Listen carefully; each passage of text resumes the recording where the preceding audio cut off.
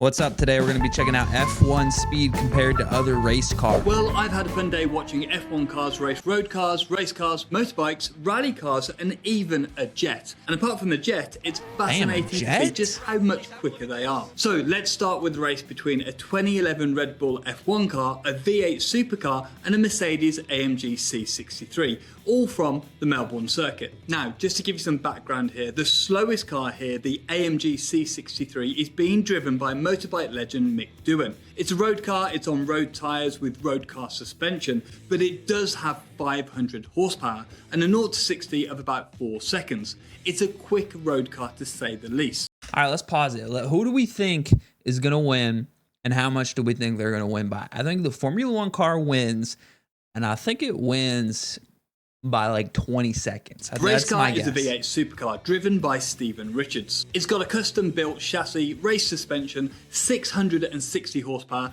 and it's on slicks. However, it weighs 1,400 kilograms, which is pretty heavy for a race car. Then we have the Red Bull F1 car driven by David Coulthard. It's an RB7 from 2011, meaning it's a championship winning car with Sebastian Vettel, winning 11 races that season. It's got a V8, unfair, about 750 horsepower, of course it's on slicks, and it's got loads of downforce. It's also extremely light, weighing in at only 640 kilograms with the driver. That's 150 kilograms lighter than today's cars. Oh, and another thing, I'm more of a V10 kind of guy, but I do have to say this V8 also sounds pretty good. Just give yourself a second to listen. Bro, so I've always wanted to go to an F1 race, so the but F1 car doesn't just waltz off into the distance. At least for Red Bull decided to stagger the start, letting the road car go first, followed by the race car, and finally the F1. And what strikes me most is the body language of the cars. That AMG was fast for its time, and it's still fast today, but it looks really wallowy over the curbs and pretty pedestrian on the straights. Compared to the road car, the V8 supercar does look rapid, and of course it's going to. But compared to the F1 car, which is less than half the weight and actually has proper downforce, it looks pretty steady. And just look at this last bit of the footage where you can see all of the cars in one shot. The F1 car just looks alive. I really love these shots where you can see the agility of the F1 car. Yeah, just it looks like it goes side to side a lot more than the other cars. Anyway, the F1 car for sure. predictably wins for the show, of course. But how far off were the actual lap times? So the Merc did a 2:28.6, the Supercar a 2:04.5, and the F1 car a 1:41.2, wow, making the Supercar 23.3 seconds slower and the AMG 47.4 seconds off the F1 car. Okay, now let's head to one of my favourite circuits and corners, Spa and Eau Rouge. We know the drill, downhill a bit, flat out, back uphill, all very fast and all very cool. But actually nowadays Formula One cars have got enough grip to go through there even faster, as they're limited by power rather than grip. But it's not always been like that. Back in the 90s, Eau Rouge wasn't easily flat out, especially if you're Jacques Villeneuve in a BAR, who rolled 2 years in a row. Others would attempt the daunting corner without lifting, and the result was almost a carbon copy of last year's accident.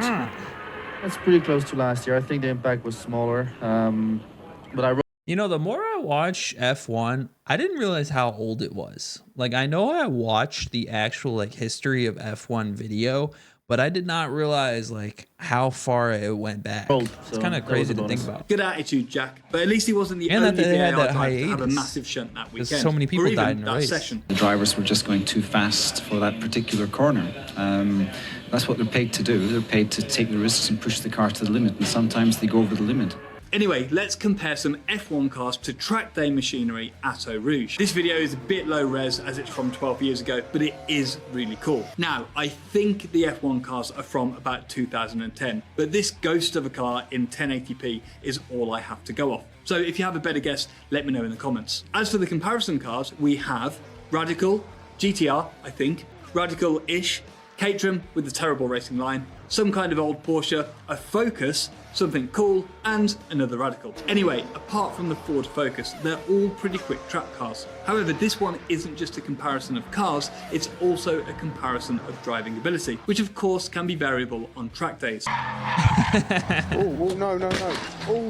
To me, this comparison is mind-blowing. The static camera really shows the speed of the F1 cars, and I wish Formula One would use more of these angles. Next up, we have Lewis Hamilton in a 2012 Mercedes W03 versus Ken Block in a Ford Focus rally car.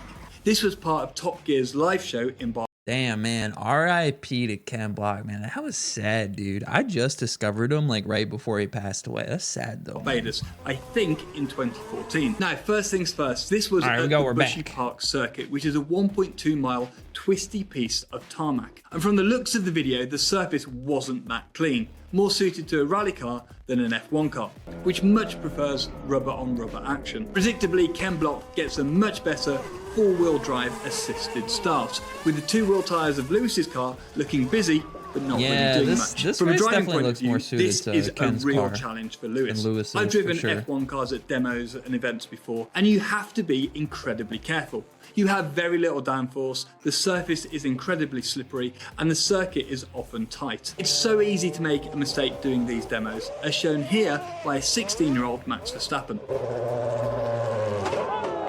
So you can see in the braking zones that Lewis is being really careful, but then when he gets to the straight, the F1 car races past, before Lewis is again very careful on the brakes. You can see just how slippery it is here. Block runs onto a more rally appropriate surface, and Hamilton is drifting at about 15 miles an hour. Now, this is only a demo and the risk of shunting is pretty high, so I very much doubt this is a proper representation of the speed of the each of these drift, cars. man. It's much more of a show. Lewis even spins on purpose here, providing precedent for Sergio Perez in Monaco. But I genuinely think if Hamilton and Block were to have a proper race, Block would win. The circuit is just too twisty and slippery for an F1 car to be fully utilised. Next, we head to the mid-1990s with a British man who sounds like he's from the mid-1960s. How fast is a Formula One car? Now, this comparison might be with some slightly older F1 machinery, the beautiful McLaren MP49 from 1994. But unlike the other races, we're actually comparing it with a very normal car of the time, a mighty Peugeot 306, and a slightly less normal car of the time, a Porsche 911. In the 306 is Felipe Alio, in the 911 a young Martin Brundle, and in the F1 car, legendary Mika Hakkinen. They're doing the comparison on the old layout of Silverstone, which confusingly seems to have been reduced to only 6 corners, although there's clearly 17. We compare the cars over one lap of the Silverstone Grand Prix circuit, testing their performance over its 5 kilometers and 6 You know, so far in this video, it's gone pretty much, you know, as we expected it. The Formula One car, you know, so much faster. But major like corners. And the format of 40 letting the slowest car seconds go first on average, might have you know. been invented here, as the 306 leaves It's not 80 that much seconds faster before the in F1 lap car. time. Meanwhile, If you think at about least it, in the 40 edit, seconds? Hakkinen is looking pretty relaxed on the grid. Being driven to the Yeah, limit. like race while time, Hakkinen that's a in the lot, but in McLaren real life, waits 40 on the starting seconds? grid. Then Brundle leaves in the Porsche 20 seconds later and a full minute before the McLaren. What's funny here is that the 306 must feel completely lost on a big circuit like Silverstone, which of course is a really quick track. Even though the F1 cars of 1994 aren't that close to the pace of today's F1 cars, neither is the 306 close to the pace of today's hot hatches. By the way, these 90s graphics in this video and the advertising just get better and better. As you can see, the rapid and weirdly familiar looking red and white square is catching the others. But by the end of the lap, the McLaren wins by a good few seconds. Jeez, now the video one doesn't lap? actually say what the lap times were, but the fastest lap from the 94 British Grand Prix was Damon Hill with a 1 minute 27. So let's guess and say that the standing start cost about 3 seconds. So that's a 1 minute 30 for the F1 car, meaning the Porsche lap time was a 2 minute 30 and the 306 a 2 minute 50. Okay, all right, that makes a little the more Porsche sense. 66% slower. Something I am surprised about though, I thought the 911 would be so much faster than this regular car. Because like when they market the 911, they like market it as like a sports car. So I thought it would be and like, the Peugeot 88% slower. I don't know, than like the 30 F1 or car. 40 Okay, seconds faster. Enough with 4 wheels. Let's see if a 2-wheel Challenger has a chance against an F1 car. On the bike is the very fast,